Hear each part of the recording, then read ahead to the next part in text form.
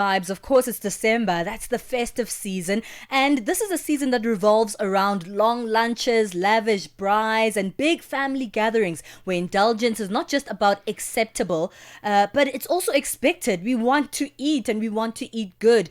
However, loved ones living or recovering from eating disorders may find this time of the year anything but festive. Because while others are discussing desserts and braais and meat on the family WhatsApp group, these individuals are bracing themselves for comments about their bodies, questions or subtle critiques of portion sizes, and the emotional labor of facing relatives who don't really understand the complexity of their illnesses. The constant focus on food can lead to uncomfortable questions and a feeling of being judged or misunderstood. And today, we're unpacking how families can navigate eating disorders during food focused celebrations this festive season. Joining us on the line is psychiatrist Dr. Gagu Matsebula. Thank you so much, Doctor, for your time this morning. It's a difficult time for those living with eating disorders, isn't it? Thank you. Good morning. Thank you for having me. So indeed, it is a very difficult time, extremely difficult time. As you've mentioned, the festive season is a time of community. It's a time where we meet and we share a meal. So it can be really difficult. And just briefly, when we speak about eating disorders, these are a diverse group of diseases that are potentially life-threatening. So people can and do die from complications of these diseases. And these diseases, not only do they impact the person concerned or the patient, but they also impact the family as well. And I'm really excited to have this opportunity because we can speak about this very important topic. I'm glad that you introduced what eating disorders were before we get started, because I'm pretty sure in many communities and families where, people with these diseases exist, people think an eating disorder is a choice. So they say, why don't you just eat? Or why don't you, just eat less? We can control this. Surely you can as well. 100%. So let's give an example of, let's say, someone that's got another disease. Let's say stroke, for argument's sake, and the person can't walk because the left side of the body maybe has been adversely impacted by the stroke. We don't ask those people, why are you walking that way? We don't ask those people, why can't you use your left side of the body? Likewise with eating disorders, that disease influences and impacts A, how the person views their body, and B, it influences how they view food. So for some of these diseases or disorders, food is viewed as a threat. It's viewed as something that can cause harm. It's viewed as something that can cause a person to become something that they don't want, which is gaining weight. So it's really important that we sensitize ourselves and realize that this is an illness. It's not a behavior. It's not the person being funny. It's not the person wanting to be difficult. hmm body shaming is something that is very common in our communities, right? Especially in family gatherings. Commenting on people's weight is something that we do a lot, or people's kind of eating behavior. We kind of like making derogatory statements, right? What must we be conscious of when it comes to these comments about people's bodies, how they're eating?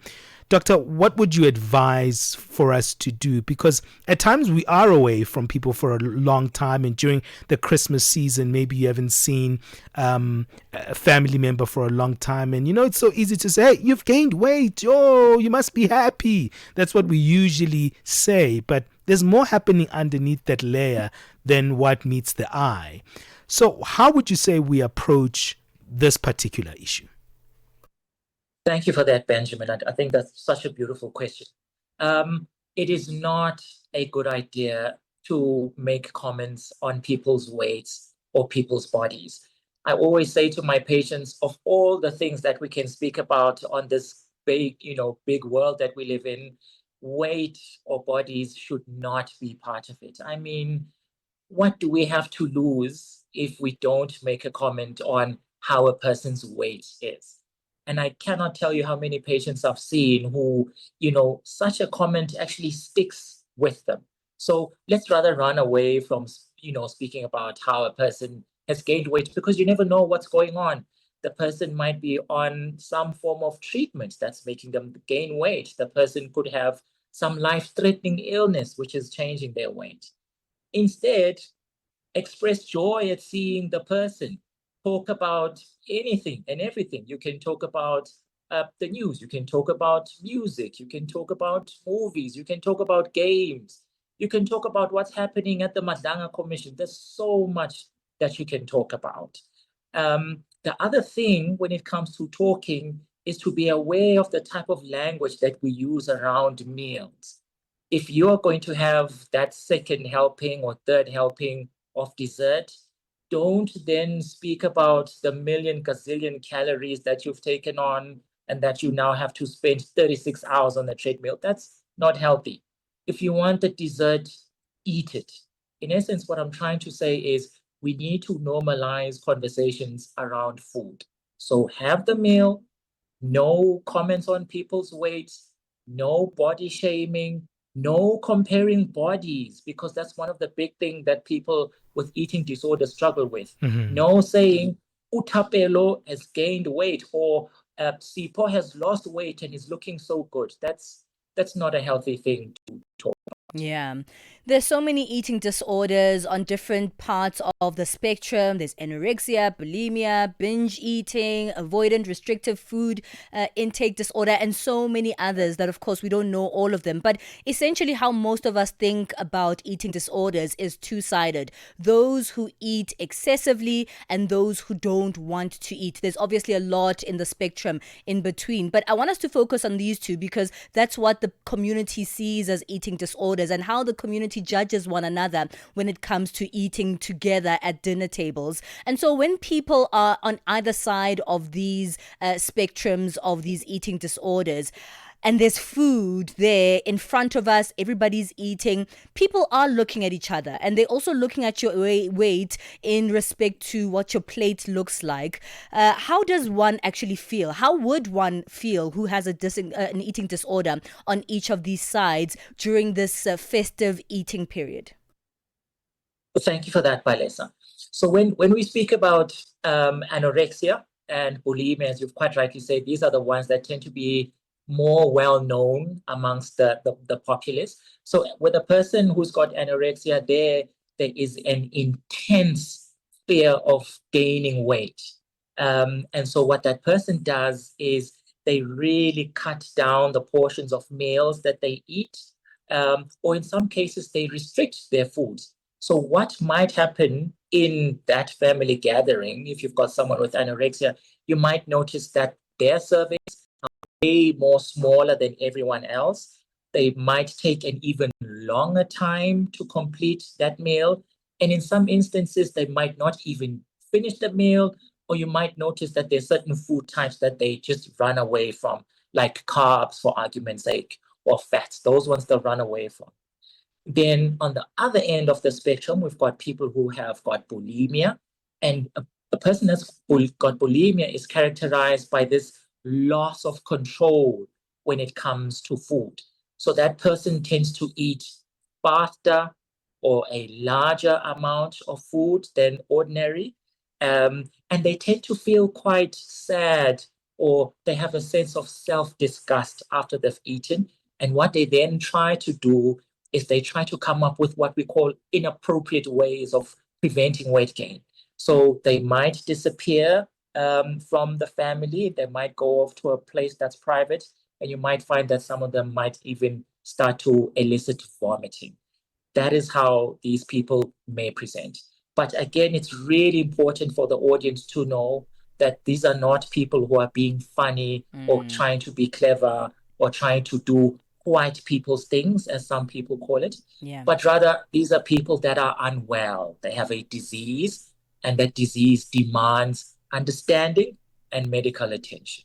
Stay on the line, Doctor. We'll continue this conversation after this. How can families navigate eating disorders during food-focused celebrations this festive season? Dr. Gagu Matsebula will continue this conversation with us after the break. Você é fluente em português? É apaixonado por rádio e quer trabalhar na África do Sul? Você tem documentos que o qualificam para trabalhar na África do Sul? Nesse caso, podemos ter uma oportunidade para você trabalhar no Canal África. Envie seu currículo e demonstração para Canal África at newsroom@channelafrica.co.za. Lembre-se, se você não receber alguma resposta nossa em 14 dias, isso significa que você não foi selecionado. Canal África, a perspectiva africana. Your life, your rhythm, your Africa. Channel Africa. Find it for free on Google Play and the Apple App Store. Benjamin Mushatama and Palisatawo on the move.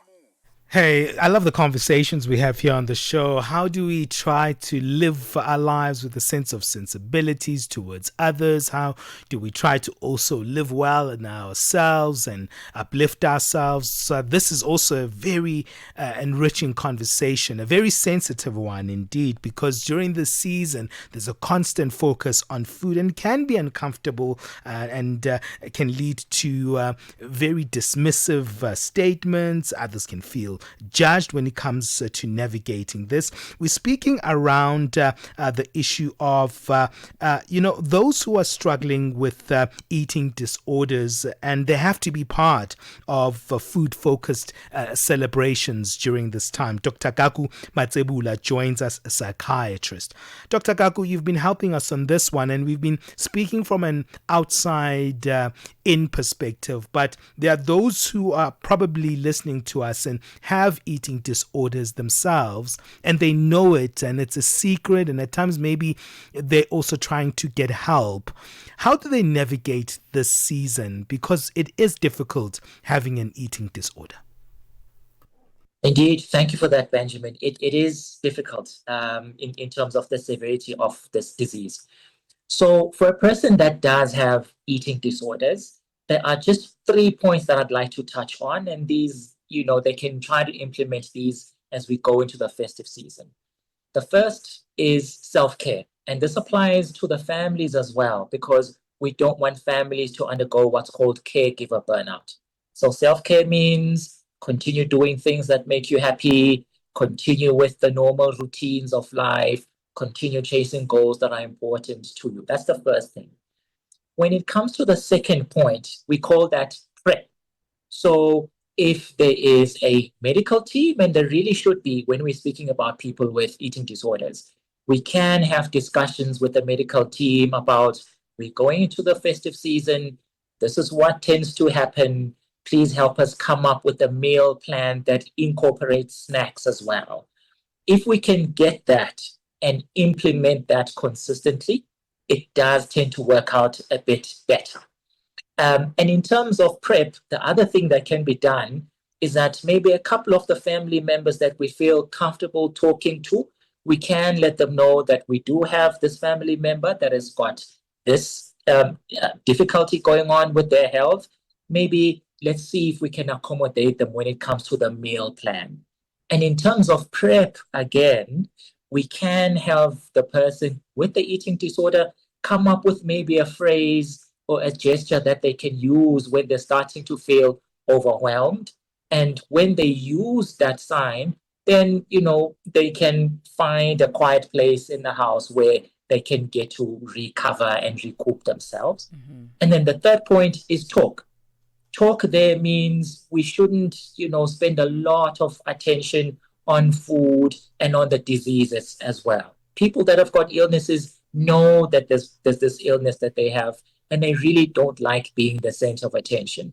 So talk about anything and everything, like we said a few minutes ago, mm-hmm. Games, music, movies, and things like that. And then lastly, and equally importantly, it's absolutely essential for the family to know that when the person withdraws and they need to be in their own private space, it's not a rejection of the family, but rather it's the person feeling overwhelmed and needing that private space. Yeah. That's what they can do to help them in this season.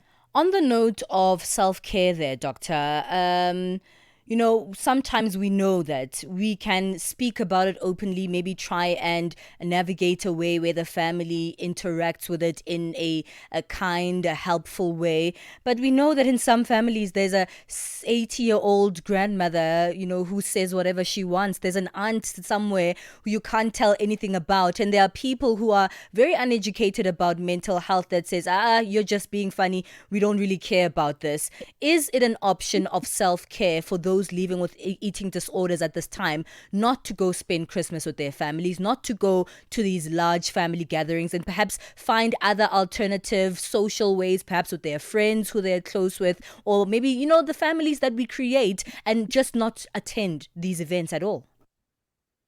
Absolutely. Absolutely. Look, if it is clear that these family members, you're trying to counsel them and to teach them about what this disease is, and it's clear that it's just not touching sides, then yes, self-care does mean that we avoid these people. To have familial relations doesn't mean that there must be physical proximity, especially if the physical proximity leaves the person feeling overwhelmed or invalidated or triggered or made to feel worse. The other thing that I love to speak to my patients about is that flexibility supersedes family traditions. And when we speak about flexibility, we're speaking about things and measures that a person has to put into place to protect their health. Let's use another example. Let's say someone has got cancer of the lungs, for argument's sake, and we've got a family member there who smokes in the presence of this person, even though this person might be on oxygen. There, we would not bat an eyelid if the person with cancer moves away from the person who smokes. Sure. The same thing applies to a person with an eating disorder. Yeah, it's so powerful, all these things that you've been mentioning. And I'm wondering, in terms of, the fact of we love our family members and we really do care. And at times we speak out of turn and we can do things because not of indifference, but because of not knowing. I'm thinking about this in a very broad sense, Dr. Gagu. I'm wondering what we can also do to learn more about this topic of eating disorders, so we're more aware of it and we understand it a little bit more. Because I think when it comes to the act of eating, we think it's something that is involuntary. We don't think that it's something that is connected to illness. We just don't know. Thank you for that. I would really encourage everyone that is watching the live stream and listening to this broadcast to go and research. Where can you research? There are some reliable websites. As a rule of thumb, there are some hospital groups that do have certain websites that you can check out. Those are really, really good. The South African Depression and Anxiety Group, they also have a really good website. Or when you're doing the reading, maybe you log on to whichever website, just have a look at who has actually contributed to that article. Articles that are contributed to or written by healthcare professionals, those tend to be quite good. I do know that there are certain forms of media, print and electronic, that do run these health segments. You can check those out as well. But it's absolutely essential that people learn about these diseases, not to treat them, but to understand them, which is what people with eating disorders need. They just need to be understood. They need a safe, calm environment. Well, Dr. Gagu, thank you so much for helping us on this one. And you spoke so simply and in such a generous way that we can actually change our behaviors as those who might be around family members with eating disorders. Thank you for your time and your generosity.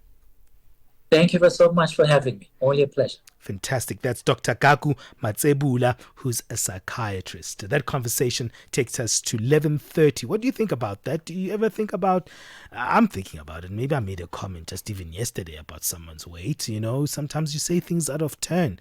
Are you convicted by this conversation? What do you think we need to change, especially when we speak about other people's body weights and that type of thing? Give us your thoughts on our WhatsApp number, +27 63 406 9126. Or you can give us your commentary on that live stream. There's comment sections where you can respond to us here on Channel Africa. Let's move on right now, wrap up our morning sports with